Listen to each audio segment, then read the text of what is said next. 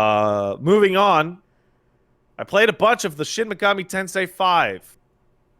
Yes. I Wooly, did cleared you put any? I cleared space. I deleted idle things from my Switch, but I didn't want to delete Monster Hunter Rise. So I kept Rise and I installed SMT5, but I have not booted it yet. Okay. I have been trying for days to figure out how to explain something, and I kept having a thing where I would describe SMT5 in a certain way to people that had not played the game, and people would ask me what I meant and did not understand. And I would tell that same phrase to somebody who was playing it, and they went, "Oh yeah, I totally get it." So I'm just going to go ahead and give it a shot. SMT5 is filthy. It is a filthy, grimy, grungy game. Okay. It runs like garbage. It is highly aliased. The band playing the instruments did not tune their guitars. Mm-hmm. And like it is mean to you. Okay. It is so goddamn great. It is so the game that you should not have let the guy who only played Persona on your review staff review. Okay. And it is the anti-Persona. Yeah. It's so what you're saying is that it's just inferiorly trying to copy what Persona has already perfected.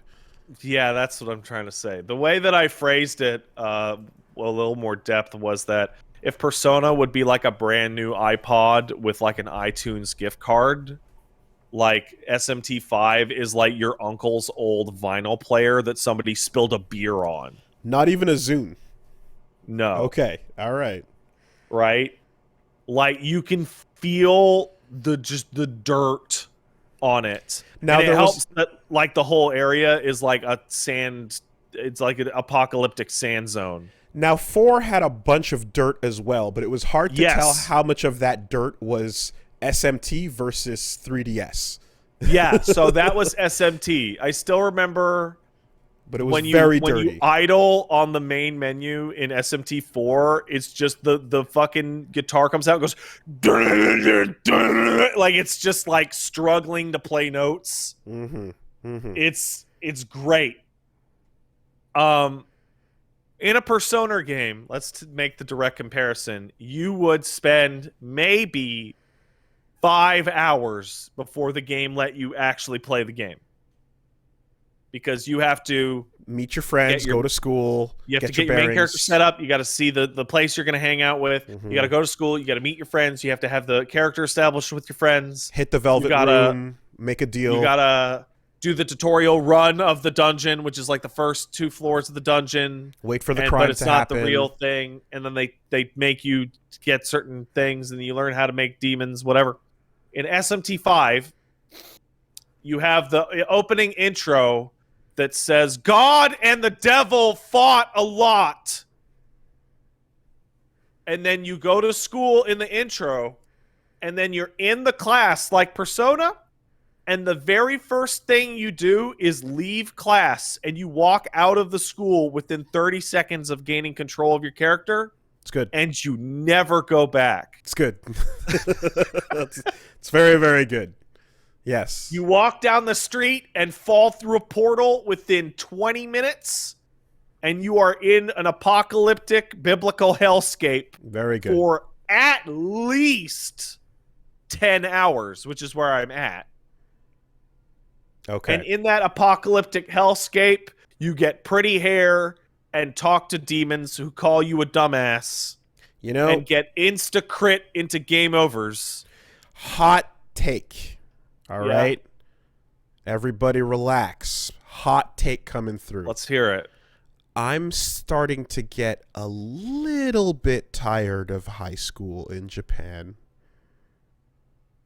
Well, that's because you're in your 30s, old man. Has nothing to do with that being the de facto protagonist state in almost all Japanese media. The only setting that we can sell you media through.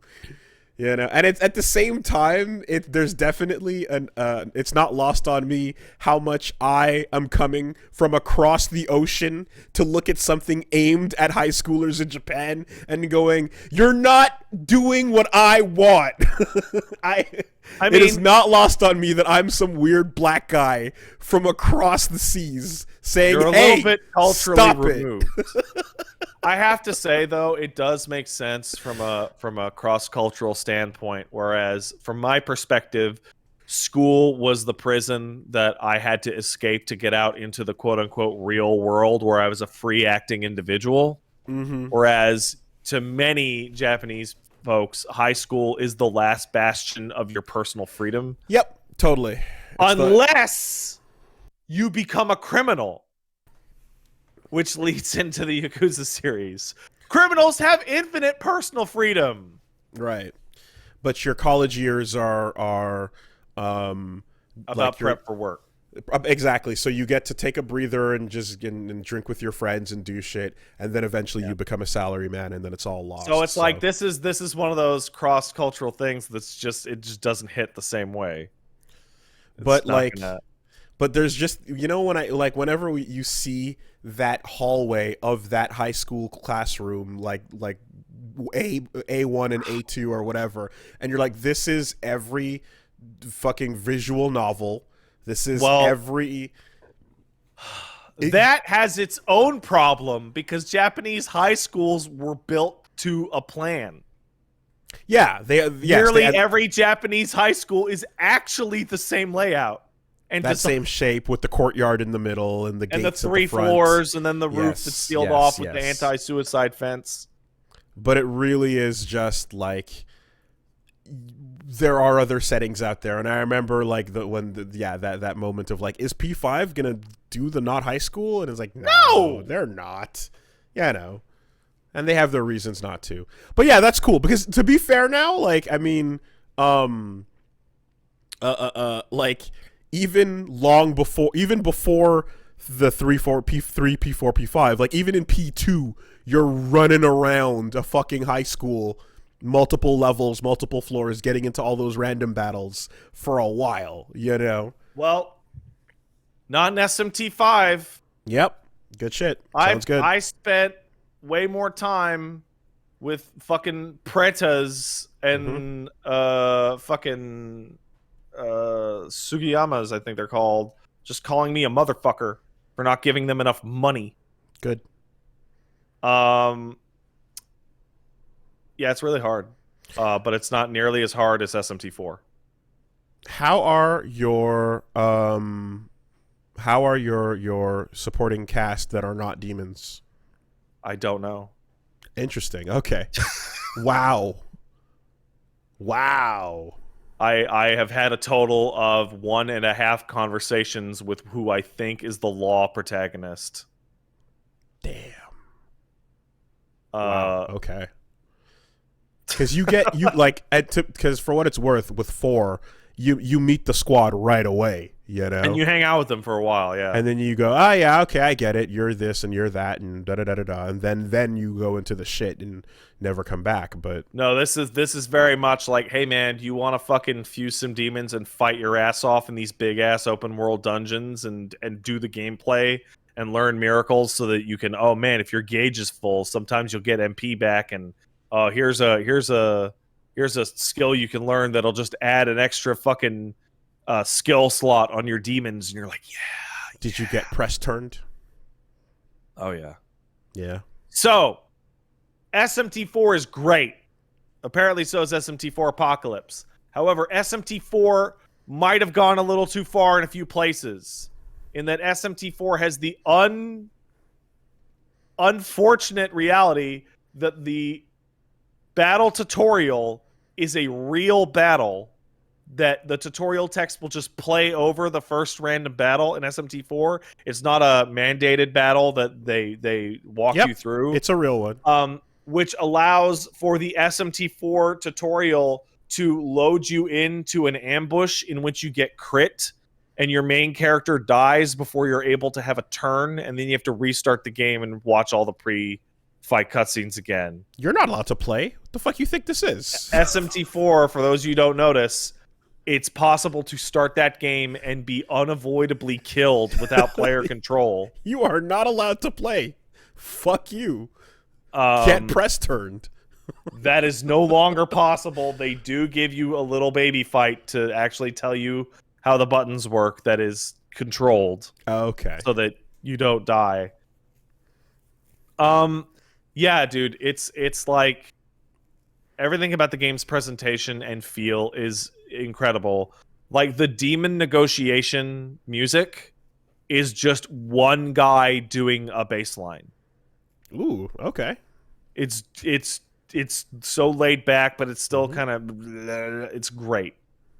Also, the game does not shy away from saying, "Here's the first enemy," and you know when they tell you, "Hey, watch out for that enemy. That enemy's a big enemy.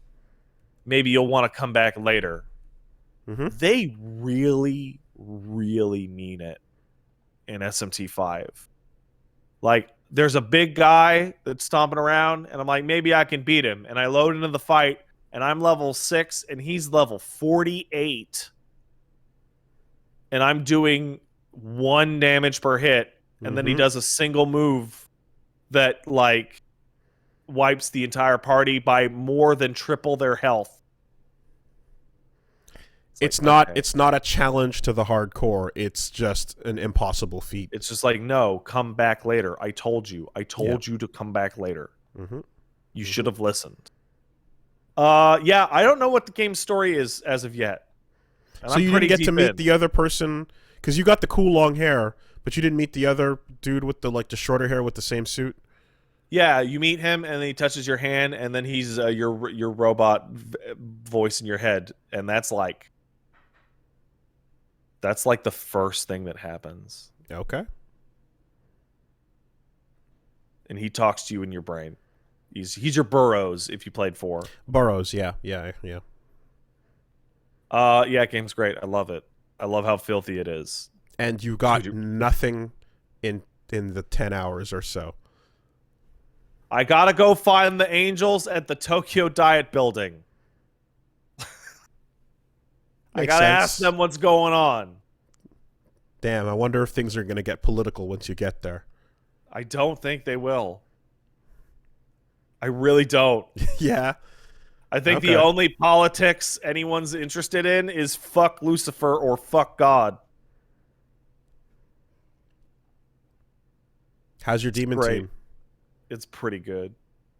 I got Ibandatara on the team. Nice, big hammer. Every time I ever get a hold of an SMT game, it's always like a countdown to Ibandatara because he's always got Heatwave.